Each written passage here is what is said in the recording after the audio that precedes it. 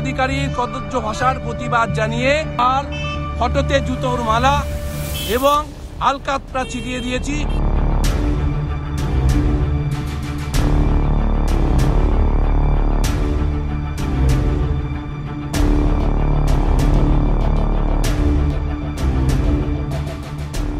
জাতীয় কংগ্রেসের সর্বভারতীয় প্রাক্তন সভাপতি তথা কংগ্রেস নেতা রাহুল গান্ধীকে উদ্দেশ্য করে আপত্তিকর মন্তব্য বিজেপি নেতা শুভেন্দু অধিকারীর। এরই প্রতিবাদে সরব হল জলপাইগুড়ি শহর ব্লক কংগ্রেস কমিটি।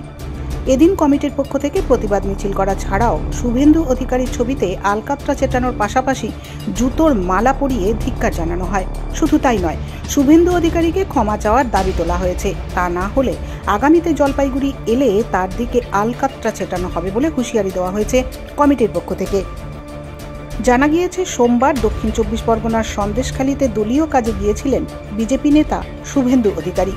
সেখানে তিনি সংবাদ মাধ্যমের সাথে কথা বলেন। রাজ্যের বিভিন্ন জেলায় রাহুল গান্ধীর ভারত জোড়ো যাত্রা কর্মসূচি নিয়ে শুভেন্দু অধিকারীকে প্রশ্ন করার পরই তিনি রাহুল গান্ধীকে উদ্দেশ্য করে আপত্তিকর এবং কুরুচিপূর্ণ মন্তব্য করেন বলে অভিযোগ কংগ্রেসের।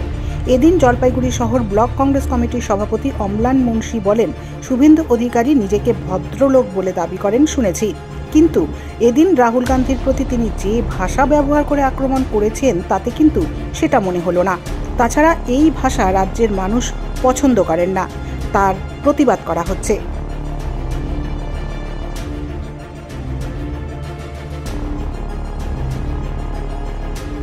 আমি অম্লান মুন্সি, শহর ব্লক কংগ্রেসের সভাপতি এবং জলপাইগুড়ি পৌরসভার টাউন ব্লক কংগ্রেসের সভাপতি এবং জলপাইগুড়ি মিউনিসিপ্যালিটির 24 নম্বর ওয়ার্ডের কাউন্সিলর।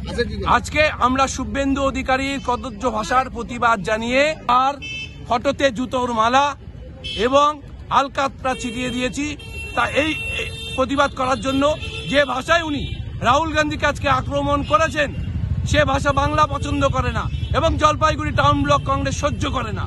আমরা সহ্য করি না তার ভাষা এবং আমরা স্পষ্টভাবে আপনার মাধ্যমে বিজেপির কর্মী, আরএসএস এর কর্মী এবং শুভেন্দু অধিকারীকে বলে দিতে চাই, যে ভাষায় আপনি কথা বলেছেন তা যদি আপনি দ্রুত ক্ষমা চেয়ে উইথড্র না করে নেন, আগামী যেদিন জলপাইগুড়িতে প্রবেশ করবেন আপনার গলায় জুতোর মালা এবং আলকাতরা নিয়ে আমরা ওয়েট করছি। আমরা আপনার গলায় জুতোর মালা পরাবো এবং মুখে আলকাতরা ছিটিয়ে দেবো।